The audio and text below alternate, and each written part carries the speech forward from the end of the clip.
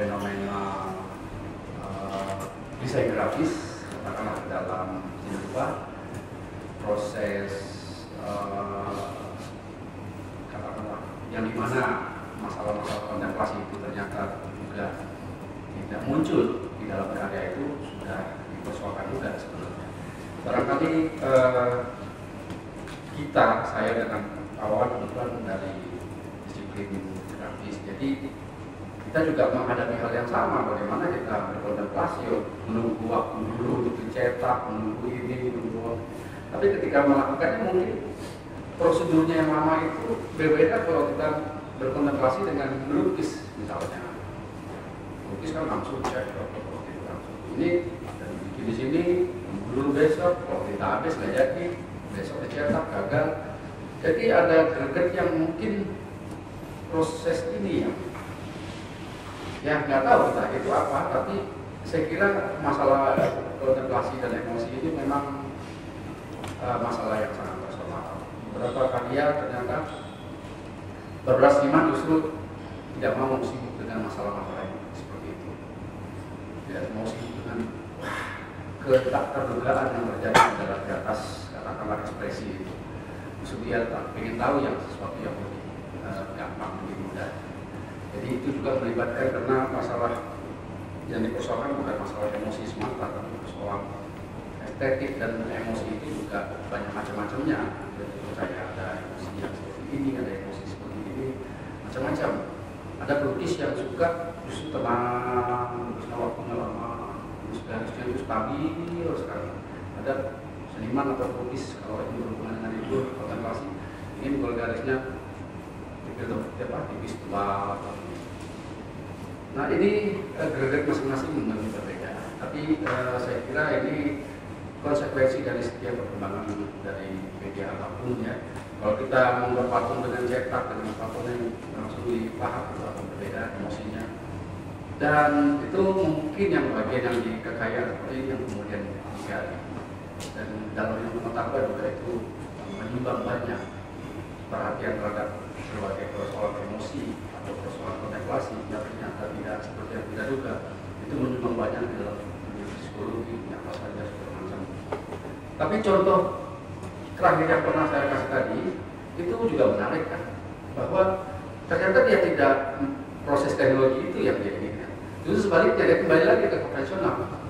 Teknologi itu kayak Lilipo itu dia buat, dia cetak, prosesnya harusnya kan udah jadi. Kalau seniman-seniman digital sekarang kan maksudnya itu udah jadi, udah selesai. Tapi dia balik lagi, dia melukis lagi. Bagaimana proses itu dibalikan ke dalam diri dia kembali melukis secara konvensional. Dan itu memang menemukan suatu persoalan baru, perumitan baru buat dia. Jadi kontemplasinya lain kan. Kontemplasi bagaimana membaca tanda-tanda piksel-piksel, cahaya-cahaya yang ada. Jadi dia tetap bahwa ini langsung mengaruhi dia. Jadi ada kontemplasi yang berbeda juga yang harus dialami sama dia, yang mungkin dia sendiri yang paling tahu. Dan ketika ditanya, seperti saya bilang tadi, dia memang rumit ini bukan seperti melukis biasa. Dia ada proses melukis juga. Jadi ini harus kita sikapi juga sehingga kita tidak terjadi semacam ingin diskriminasi. Persoalan kita kan selalu debat kita ini sedih dan tidak sedih, ini beremosi atau bukan emosi. Jadi justru bagian-bagian ini yang sebenarnya memang menarik, dan bagian-bagian ini juga yang menjadi paradoksnya yang selalu kita. Kalau ada yang menentang emosi, ada yang menentang seni, gitu. Tapi kemudian benarkan seni itu sering terjadi. Ya, saya kira itu ya.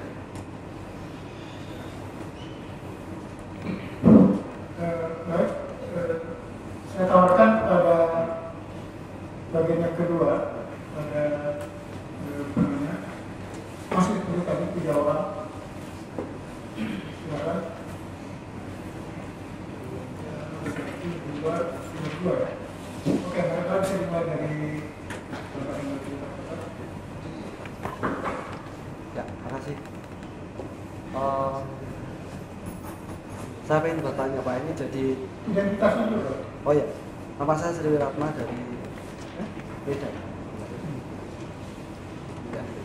sekarang ada beberapa perguruan tinggi Pak. Jadi di Medan misalnya ada UNIMED di sana. Kemudian sekarang ada mata kuliah ya sudah lama sebetulnya ya, tapi ada mata kuliah fotografi atau sekarang atau dikatakan komputer grafis. Nah sekarang banyak para mahasiswa bicara TA pameran akhir itu selalu memilih mata kuliah atau studi khusus untuk komputer grafis.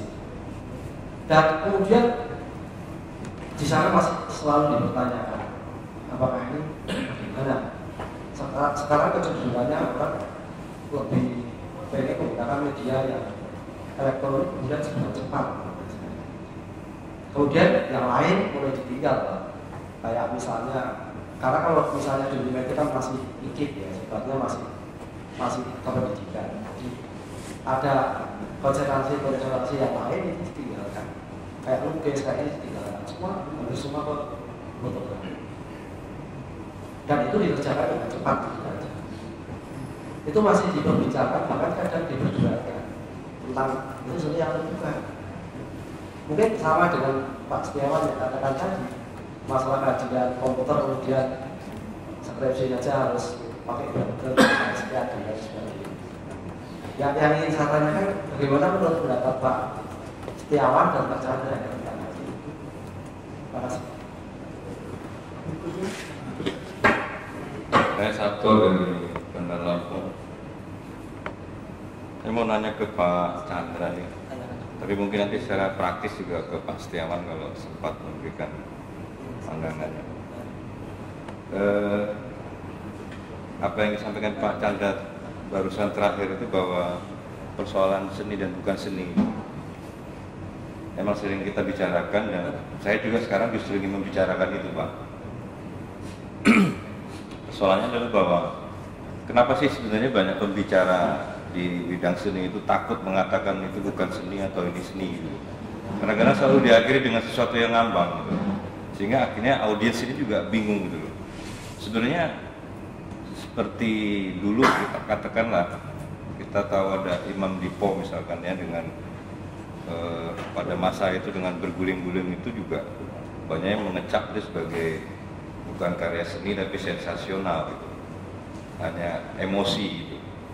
Dan sekarang juga banyak juga muncul seperti itu yang berkaitan, kalau kita pembahasan kita berkaitan dengan media ini juga.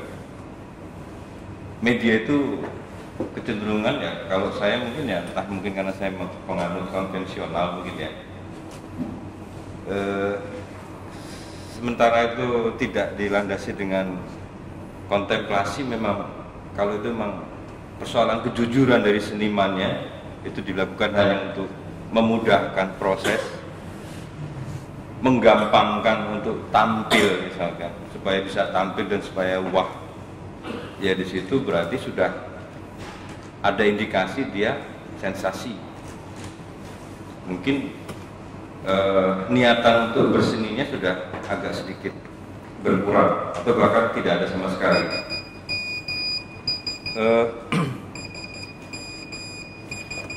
Kemudian contoh tadi kalau misalkan juga ada membakar karya, kebetulan itu karya itu berbentuk figur manusia. Dia ingin menggambarkan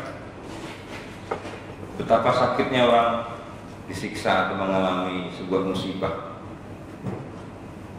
Nah ini kan ketika kalau kita mau mencermati dari sisi ekspresinya, dari segi estetikanya, bahkan kalau perlu kita bicara soal etikanya, itu kan nyerempet-nyerempet dengan hal-hal yang sangat dilarang misalkan.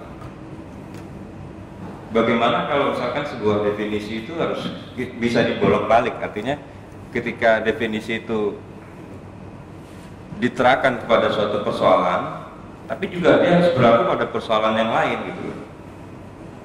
Kalau dia ingin menggambarkan seniman itu sesuatu yang menyakitkan, ya tidak hanya dengan cara dibakar, bisa aja dengan menampilkan gimana rasanya sakit orang diperkosa. Apa dia harus menampilkan adegan pemerkosaan di situ? untuk menggambarkan ini sakitnya orang diperkosa gitu. Nah, tapi kalau sudah sampai kepada adegan pemerkosaan itu sudah etikanya sudah jelas masuk. Terus di sini kesadisan di dalam saat api berkobar membakar itu walaupun sebenarnya bukan sebuah kenyataan, nantinya hanya simulasi, tapi itu bisa menimbulkan sesuatu yang ekstrim. Seperti karya Pak Setiawan Sebana tadi juga secara sederhana kertas yang digantung-gantung menimbulkan ketakutan. Gitu. Ya memang di situ mungkin secara tidak sengaja itu jadi orang takut gitu ya. Tapi artinya jelas-jelas ingin menampilkan orang menjadi nggak enak gitu. Seperti di tulisan Pak Chandra John, seorang penyair dengan bau bangkai. Ya tujuannya untuk apa ya gitu ya? Itu seperti seni atau sensasi gitu, untuk atau saja sekedar membuat lain daripada yang lain gitu. Nah, jadi persoalannya di sini adalah bahwa apakah selamanya kita menghadapi perubahan modernitas itu mengsahkan sah-sah aja lah semua apa yang diperbuat oleh seniman itu. Apakah dari medianya, kita bahas medianya, ekspresinya, kontemplasinya, emosinya, sensasinya, yang penting berkarya. Kemudian ada orang yang mungkin kuratornya memang juga mendukung itu sehingga menjadi terpublikasikan, akhirnya itu dianggap sebuah bagian dari karya seni.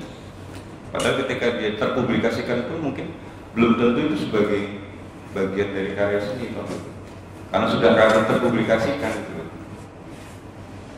Saya kira mungkin ini mohon ditanggapi oleh Pak Chandra secara dari sisi media, estetika dan ekspresi emosinya. Mungkin Pak Setiawan bisa kepada praktisnya gitu. Terima kasih. Mungkin saya ada. Mungkin saya juga harus sempat juga selesaikan terkait dengan perkembangan seni rupa ini. Ada satu gejala yang cukup menyakitkan di kalangan kita semua dengan dibongkarnya satu atau sebuah karya gaya yang dibantu. Singkat saja saya lemparkan dua pertanyaan. Apa sebetulnya yang terjadi pada karya sehingga dianggap sebagai sebuah sampah bagi aparat keamanan di Bandung itu? Terus yang kedua, apa mungkin gitu kan pemahaman pemerintah atau pemahaman eksekutif terhadap seni itu berkurang sehingga sekian karya yang dimunculkan itu dibabat. Berkait nyambung dengan Bapak yang tadi pada Lampung, apakah mesti dibuat satu etika sendiri ya, sehingga Bapak karya seni itu tidak mengganggu sebuah perjalanan yang betul-betul baik. Tapi gitu.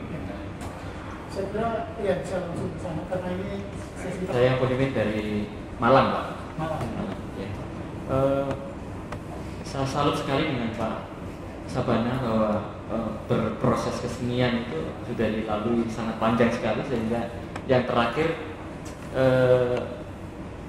akhirnya menganut yang seperti itu tadi. Yang mana dulu itu kami pernah melihat tahun 80-an ini awal 80-an gitu ya, 82, 83. Kami ingat pada waktu itu kuliah di ISI, itu ada mata kuliah semacam ini. Dulu namanya eksperimental art, yang memegang itu Pak Broto dan Pak Ameng Prayitno. Dan itu berlangsung hanya beberapa tahun saja kemudian hilang karena katanya itu tidak ada wadahnya. Ini termasuk yang mana gitu. Kemudian booming lagi pada tahun ya nggak tahu ya itu dan kemudian kau tahu sekarang itu masuk di mana? Yang penting itu adalah sudah dianggap sebagai suatu produk seni, nggak masalah. Yang kami amati beberapa tahun dari mulai 80-an itu sampai sekarang, seni-seni yang demikian ini lebih dibalut oleh apa ya, pesan-pesan yang bersifat politis itu, dan itu memungkinkan Pak. Jadi akhirnya entah itu dimanfaatkan sebagai media demo unjuk rasa, dan apakah ini sebuah karya seni juga gitu. Dan ini seperti mahasiswa yang di tempat kami itu, dia tidak pernah belajar seni, memanfaatkan seni yang dianggap demikian ini, akhirnya dia mampu saja, enjoy aja. Akhirnya kan kami berkesimpulan bahwa beberapa setiap itu muncul itu pesan politis itu memungkinkan untuk ada di situ. Seperti Pak Sabana sendiri tadi ketika Amerika mengintervensi Irak, itu juga merupakan pesan politis yang muncul. Kemudian saya mau menanyakan, kemudian sejauh mana idealnya sebuah pesan itu hadir di dalam konteks karya seni, sehingga ini meskipun hadir di situ tapi tidak nampak bahwa itu balutannya itu nonjol, pesan itu sangat nonjol gitu. Tapi sebuah ekspresi yang hadir di situ benar-benar mendominasi, bukan kesannya yang mendominasi. Akhirnya kan sebagai karya iklan atau apa gitu. Makasih ya. Pertama tadi Pak Sabana.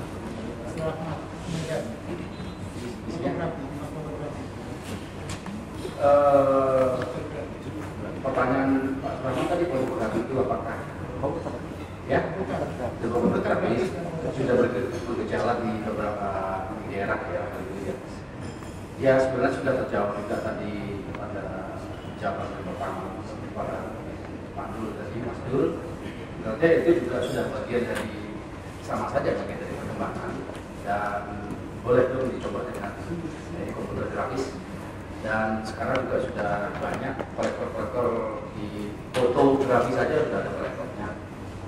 Jadi kalau dari segi itu saya kira itu proses yang bagaimana si senimannya kemudian dapat mengembangkannya, bukan semata-mata terhenti pada situ. Jadi kemampuan seorang seniman kan harusnya lebih mampu dia mengembangkan setiap video itu sendiri menjadi sesuatu yang lebih baik hasilnya, atau apa yang dicapai dari karya itu. Saya kira itu tidak masalah bagi Bapak saja, sepanjang dia mampu mengembangkan itu. Nah, yang kedua, tadi pertanyaannya ini menyangkut tentang seni itu macam apa sih? Kalau anything goes, kalau semuanya bisa, kalau segala sesuatunya ya semuanya jadi seni, ya ini bagaimana masalah moralitas, masalah etika, masalah segala macam, itu tadi dipertanyakan. Kalau saya pribadi tetap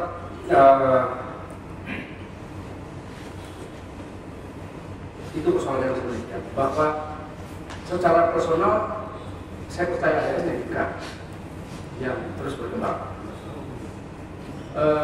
Dulu misalnya saya tidak bisa menerima karya-karya fotografi sebagai suatu karya seni. Tapi tiba-tiba terasa fotografi itu dingin sekali. Tapi lama-lamaan mungkin ternyata estetika itu memerlukan juga kira kita terdidik, mental kita atau wawasan kita terdidik oleh perkembangan estetika itu sendiri, perkembangan seni itu sendiri. Sama dengan munculnya ketika seni rupa modern muncul di sini, itu Pak Marakarma ngomong sama saya nggak bisa terima tuh karya-karya macam Van Gogh segala macam, Pak Sujoyono, saya nggak bisa terima, dia dari Padang sini, dia nggak bisa terima. Ternyata dia lama-kelamaan setelah belajar, setelah membaca buku, setelah pendidikan, wawasan yang dia peroleh dari membaca Van Gogh segala macam itu membuat dia bisa merasakan. Nah, estetika modern atau kesenian modern memang bukan sebuah tanpa syarat. Justru perbedaannya dalam estetika atau perkembangan seni yang masa lalu, dia di bawah di dalam rambu-rambu yang sudah jelas. Syaratnya pada rambu-rambu yang sudah jelas. Kalau kita melihat estetika di abad pertengahan, gereja itu mendominasi rambu-rambu estetik itu sendiri, sehingga jelas. Nah, sekarang tidak. Perkembangan pemikiran, perkembangan wawasan, rambu-rambu kita adalah pada wawasan pemikiran yang berkembang juga. Perkembangan sosial budaya, perkembangan pemikiran para mecenas di balik itu, seluruh sistem sosial ini mempengaruhi cara kita melakukan atau mengapresiasi estetika. Itu jelas di dalam setiap periode rambu-rambu itu menentukan sistem estetikanya. Tapi ketika rambu-rambu itu sangat longgar, estetika yang begitu kuat sekali melanda kehidupan kita, atau seni yang begitu kuat sekali mempengaruhi kehidupan kita, atau sistem berpikir kita yang begitu kuat karena dipengaruhi oleh berbagai macam hal, ternyata memperluas juga, mengaburkan kita juga yang mana seni atau yang bukan seni. Nah, sampai pada taraf yang paling lanjut atau paling ekstrim, kita melihat kehidupan ini, si seniman melakukan satu terobosan keluar dari bingkai kesenian, sehingga kita melihat, wah ini di luar estetika, ini di luar seni. Sampai demonstran-demonstran itu kesenian, melakukan demonstrasi, sampai segala macam antara kenyataan-kenyataan seni ini sekarang diangkat, diaksentuasikan sehingga dia bisa menjadi sebuah menguatkan kenyataan-kenyataan ini. Tapi seni memerlukan bingkai, nggak bisa dia terobos sampai dia bersatu dengan kehidupan. Sampai pada taraf kita pernah tidak mempercayai apa yang dilakukan instalasi tahun 90-an orang-orang seni contemporer kita. Krisis kepercayaan kepada itu karena apa? Karena memang batasan antara yang hidup atau kenyataan-kenyataan hidup yang lebih ekstrim dengan kesenian yang mencoba mengekstrimkan dirinya dikalahkan oleh kenyataan kehidupan itu sendiri. Di Sumba atau di mana itu orang dipotong, terus seniman bikin karya-karya yang sangat ekstrim, dipotong segala macam, tidak akan menjadi ekstrim lagi.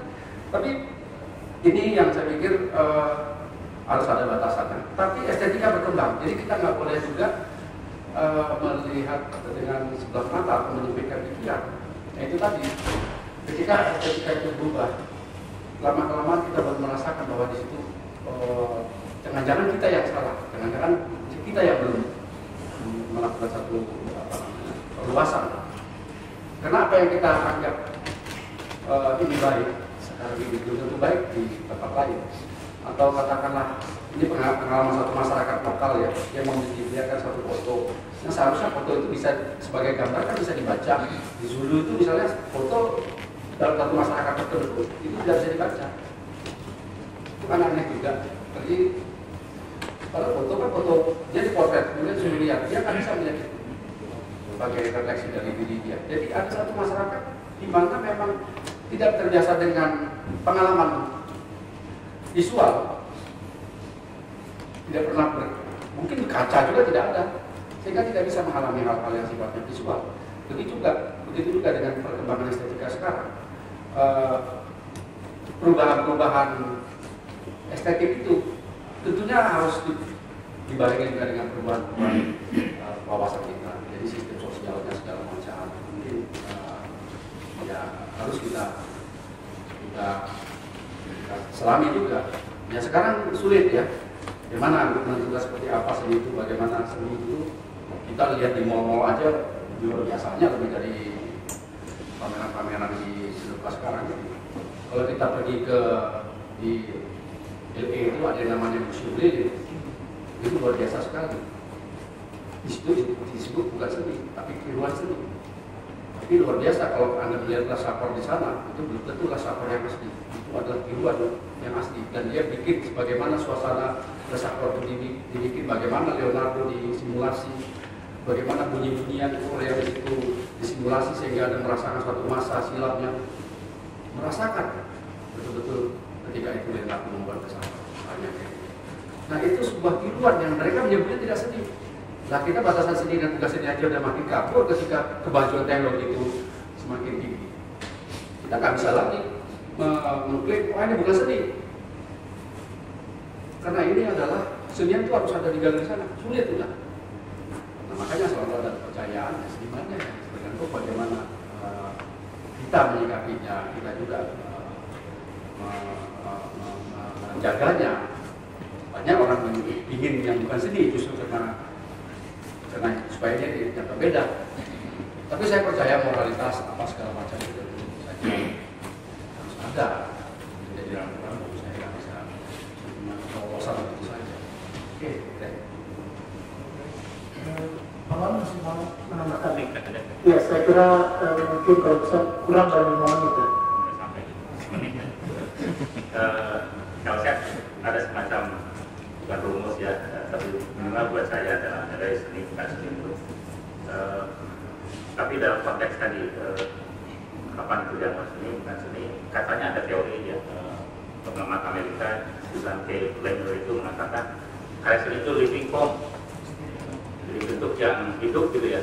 Jadi artinya kontekstual. Jadi ini si karya seni ini dilihat si A, si B akan berbeda karena latar belakang si B berbeda. Ini disimpan ke sono tuh di mana itu di ketibutan atau di mana juga akan berbeda karena ada konteks dan jadi dia living form, bentuk yang hidup. Yang jelas juga kesannya itu seperti tadi sampaikan karena itu terkait dengan ruang dan waktu. Jadi ada budaya, sistem sosial budaya dan sebagainya. Jadi semua persoalan etika, ini etis, tidak etis itu terkait dengan ruang dan waktu itu. Artinya berada di mana, di wilayah mana, budaya apa, sistem sosial budaya apa, dan sebagainya. Itu bergantung sekali pada itu. Dan itu ruang-ruang budaya banyak sekali, terutama di urban, masyarakat urban. Masyarakat yang tidak urban cenderung 1-2 kelihatan. Kemudian soal seni bukan seni juga terkait sering kedua itu dalam saya itu keterampilan teknis, tapi juga singkatnya jam terbang dan dalam artian konsistensi. Jadi kalau seseorang baru mengerjakan ini 1 kali, memang saya belum baru wilayah pinggir, wilayah kulitnya. Itu akan ditentukan oleh perjalanannya dia setelah dia konsisten di dalam membuat seperti ini. Dan jangan lupa tadi sekali lagi konteks pada akhirnya ketika dia membuat ini di awal-awal beberapa kali pasti akan berhubungan bersentuhan dengan apa yang disebut nilai budaya itu. Nah disitulah akan terjadi dialog kapan itu menjadi karya seni, kapan itu bukan. Ketika eksperimentasi, estetik itu, teknis itu bersentuhan dengan persoalan nilai di dalam kehidupan kita. Banyak contoh tapi waktu kasus Susan Jaya saya juga tidak akan uraikan bahwa saya pernah menjadi saksi ahli dalam persidangan Susan Jaya itu, dan putusannya akhirnya dianggap dianggap tidak diterima putusannya. Tapi ceritanya panjang lebar, diskusinya panjang lebar. Saya 1,5 jam presentasi di persidangan itu di Bandung, bercerita tentang semua itu. Tapi semua gugur oleh mungkin pertimbangan yang lain. Walau soal expand art itu dan expand itu memang di ITB juga pernah ada expand kreatif. Sebetulnya upaya mata kuliah seperti itu sebenarnya upaya untuk menempatkan perguruan tinggi sebagai tempat yang netral di dalam merespons perkembangan yang ada di luar. Tidak bisa di luar ada instalasi cepat-cepat di universitas ada instalasi. Jadi kami perlu mengemasnya dalam yang disebut eksperimen kreatif. Ya bahwa setelah itu ditindaklanjuti dalam konsistensi dan sebagainya, ya memang akhirnya antara lain muncul dalam bentuk yang namanya sekarang instalasi atau performance. Dan dia dalam karya seni menurut saya pertemuan dengan nilai kehidupan kita, nilai budaya, ujung-ujungnya akan ke sana. Saya sudah membaca hal-hal yang historikal dalam seni Asia Tenggara, ujung-ujungnya akan sampai bahwa seseorang seniman itu akan memaknai keseniannya, menengok antara lain kesadaran hal masa lalunya dan sebagainya. Jadi kontekstualitas dengan akar budayanya itu dari apa yang saya lihat. Begitu. Gitu aja, terima kasih.